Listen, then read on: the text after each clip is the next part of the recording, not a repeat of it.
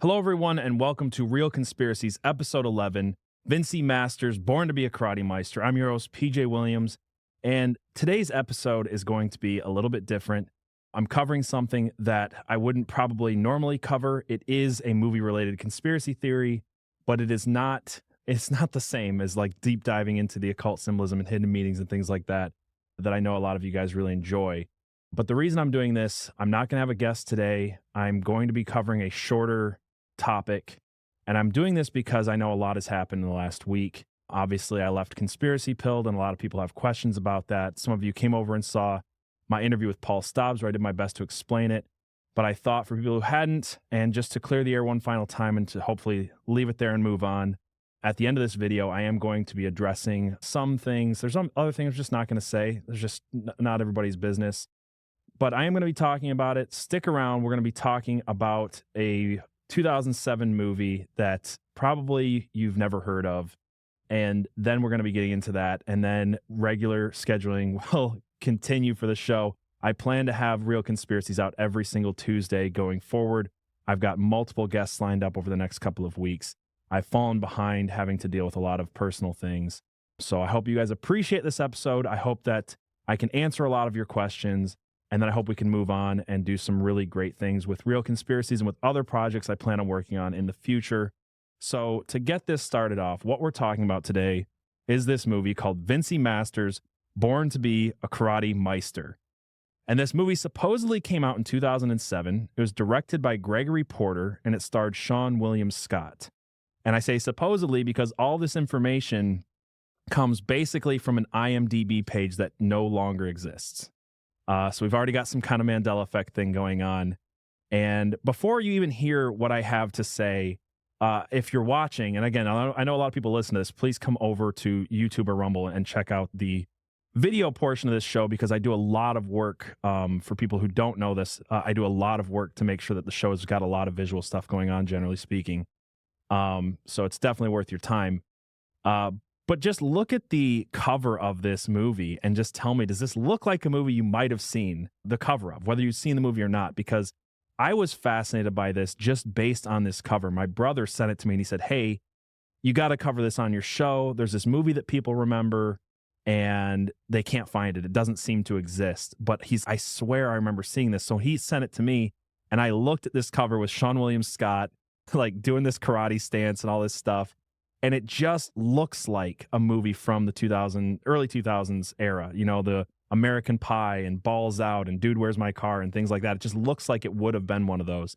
And though I don't remember seeing it or seeing a trailer or really knowing anything about it, I could have sworn I'd seen the cover of this in a Family Video or a Blockbuster back in the day. And according to the now gone IMDb, it says the plot summary says, when a slacker aquarium tank cleaner, Vincey Masters, drops his Game Boy Advance into the turtle tank at work, he gets electrocuted trying to retrieve it and wakes up with out-of-this-world martial arts abilities that send him on a big adventure to the Far East, where he competes for Japan's prestigious Karate Meister of the Year award. And again, it sounds like one of these really stupid comedies from that era. Like, it just feels like if it didn't exist, it should have, right? Right on the cover, you got No Homo Meets the Dojo.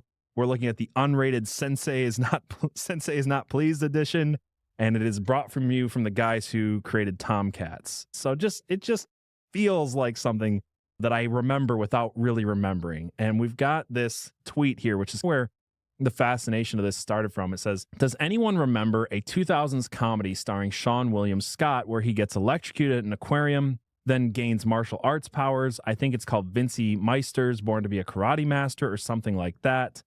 I can't find it online. I feel crazy. And this was tweeted by Brad Evans on March 8th of 2019. And we've got people asking, well, you're thinking of Bulletproof Monk, which if you're thinking Seann Wialliam Scott and Kung Fu, you'd probably think Bulletproof Monk. That's a Kung Fu movie he's in. He says, no, not Bulletproof Monk. I swear I watched it when I worked at Blockbuster. I don't think it went to theaters. Maybe it went straight to DVD. And about a week passes, and this same guy, this conversation between Brad Evans and Nick Ciarelli continues. And Nick Ciarelli says, look what I found at Goodwill. And it's a copy of Vincey Masters, Born to be a Karate Meister. So I was looking at this tweet thread going, okay, I'm not crazy. I did see this cover back in the day. This has to be real. People are finding it at Goodwill. It was just really not known, right? And other people started tweeting it. They remembered this. So this gets tweeted out. Basically, anyone heard of this Seann Wialliam Scott movie from the mid 2000s? Brad Evans said he'd seen it and I didn't believe him, but then I found this at Goodwill. And people are tweeting, my brother watched this at a sleepover and I told my mom and he got in trouble. So, memories of it. We've got some rather interesting memories. I think this would be like an inside joke of the movie. So I don't get this tweet, but it says, this movie was huge for me. Every time I hear Mark Maron ask about some guys, I quietly mouth Vincey Masters and his sensei. Again, it wouldn't make sense if you hadn't seen the movie, but people are having these very specific memories and quoting it, and it seems real. Other people are saying that they rented this with their friends from Blockbuster, but when they got back inside of the DVD was Pootie Tang. They never got to watch it, but they have memories of trying to rent this movie. So all this stuff is going on Twitter, and eventually this starts to take off, and this tweet supposedly blows up, which is weird. We'll talk about this in a second because it doesn't actually. But you would think it blows up because Nick Ciarelli then tweets, wow, ever since Brad Evans and I posted about how we uncovered the lost movie Vincey Masters, Born to be a Karate Meister, dozens of people have been mailing us their Vincey Masters DVDs. Keep them coming, guys.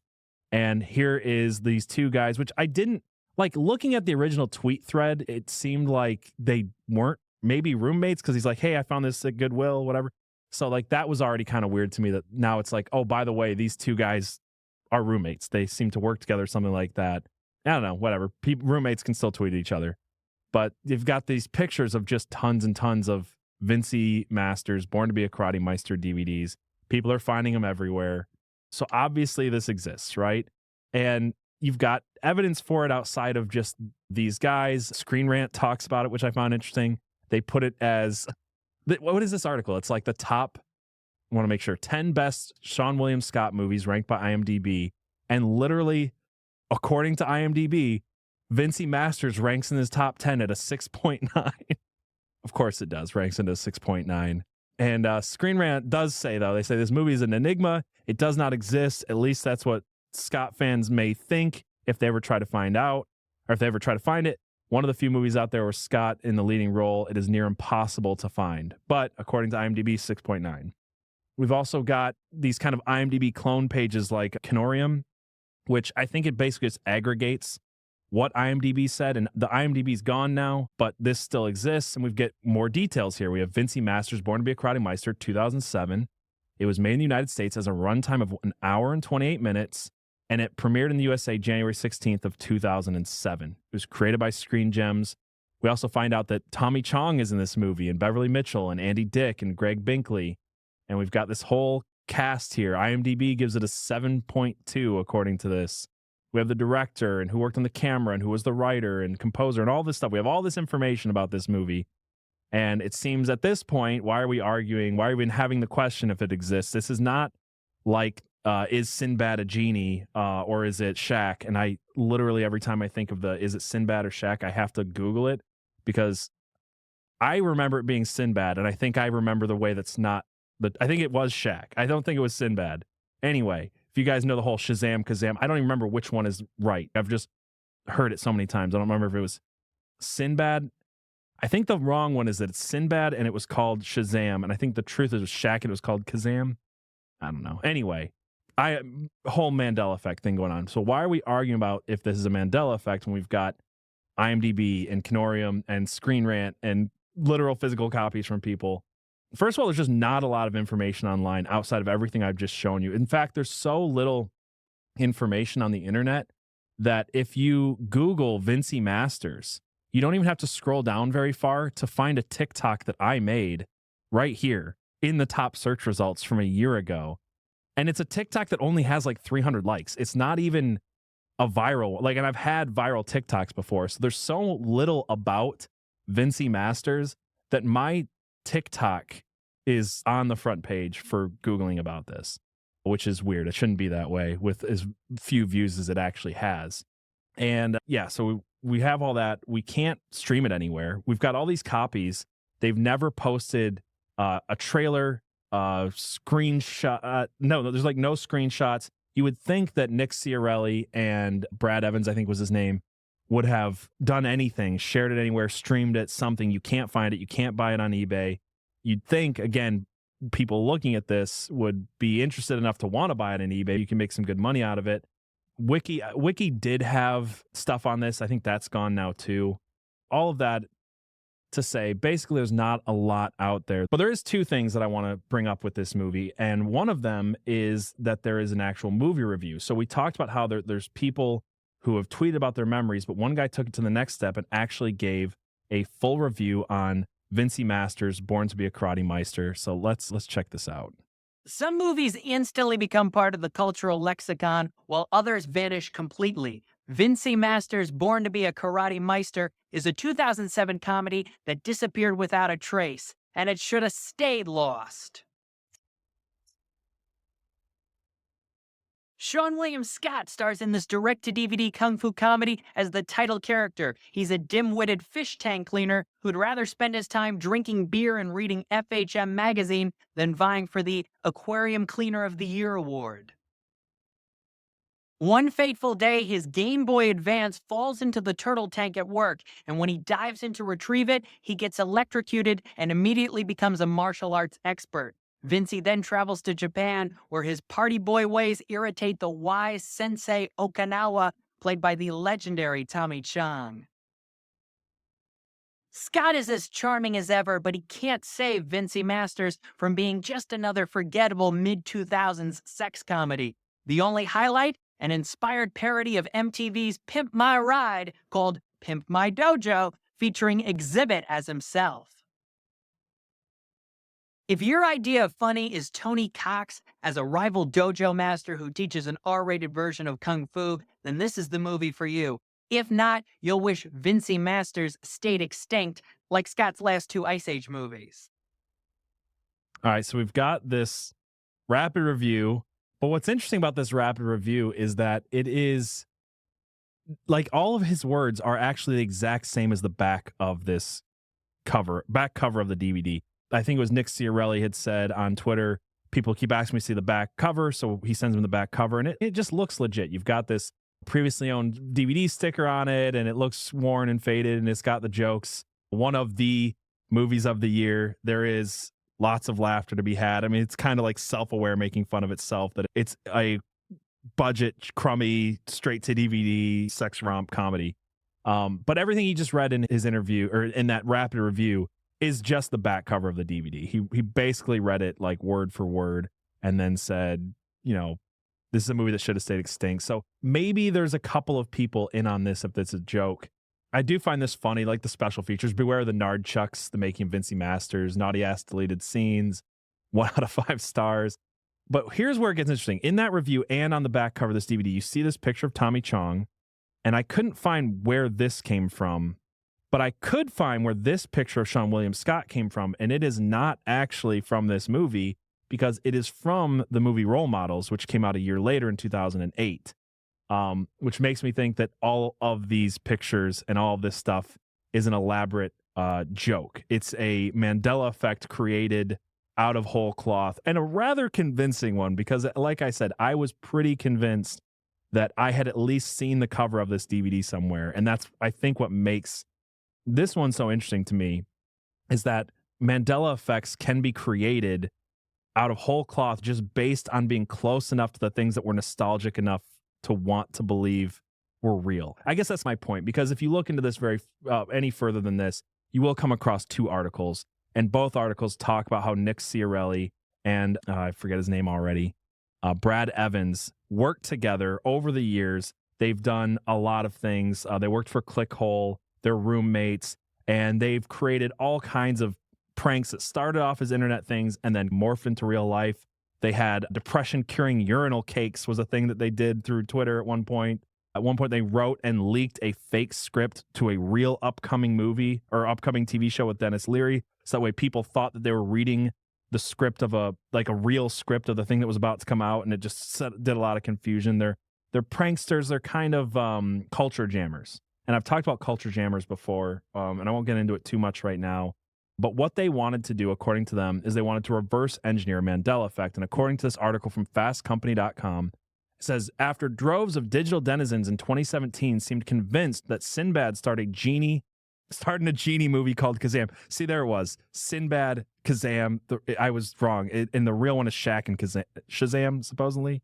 Searle and Evans set out to reverse engineer their own Mandela Effect movie. Enter Vincey Masters, born to be a karate Meister, an extremely plausible but fake early aughts Seann Wialliam Scott vehicle, which the pair conjured into quasi-reality. They made fake DVD covers riddled with spot-on jokes about the lost era of movie watching. It's the unrated Sensei is Not Pleased edition of this film and planted them at Goodwill outlets around Los Angeles. They also handed out dozens of copies at Atlantic City shows, asking audience members to plant them around the city, and they inspired friends like Tompkins and Megan Amram, which were those tweets that I read earlier, to tweet out remembrance of this non-existent film. So this is, in fact, a kind of big, elaborate Mandela Effect. And I find this interesting. And I do want to do more work with conspiracies like the Mandela Effect, things like the nature of our reality, time slips, and all of that stuff. And I know, as well as the audience knows, that this Real Conspiracies is not the vehicle to do all of the deep dive research into things like the Mandela Effect, into things like time slips and time anomalies and secret government projects and things like that. This is a show to dive into the occult symbolism hidden in movies and video games. And it's a passion project of mine. It's a love of mine. I love movies. I love video games. I love doing this type of stuff. And I left Conspiracy Pilled this last week, and I know a lot of people have questions. What am I going to do next? Did I leave to just do Real Conspiracies? And the truth is, a lot of people think that there's some big scandal going on behind the scenes, that there's some kind of fallout, that there's going to be lawyers involved, and the only lawyer involved in this whole thing is to help transfer the business from a business that was owned 50% by me and 50% by Abby to Abby and John. I'm going to be leaving. I left the business to them. We're working through the transfer. I want to set out and do things on my own. And Real Conspiracies, as I was alluding to earlier, is not what I want to do as my main vehicle. I'm going to keep Real Conspiracies going because it's a passion project of mine, and I love doing it, and I love the guests that I'm going to be having on and the movies and stuff that we're going to be talking about. But I know a lot of people have messaged me and said, I like your deep dive research. I want to see you do that. And I am going to be doing that. I don't know what it looks like yet. But again, there's no scandal behind the scenes. There's no other shoe to drop. There's not some big thing going on. We had creative differences. We didn't work well together. I finally decided that I wanted to stop going down that road, which led towards Abby and I fighting, resenting each other. It just didn't seem good. And I wanted to try to preserve the friendship as best I could. And I wanted to alleviate myself of that tension and to work on something that was just something that I wanted to create. So I am going to be doing Real Conspiracies, like I said, on Tuesdays. But right now I'm working on what my main vehicle is going to be. That's going to be Conspiracies. It's going to be the mysterious. It's going to be bringing on people and interviewing them and deep diving on the research subjects that you guys want to hear. So what I'll ask you is, please stick around.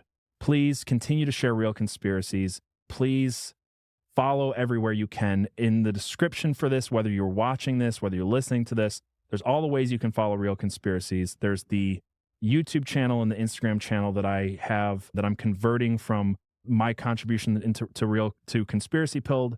By managing those, I'm keeping those channels. I'm converting them to whatever I'm doing next.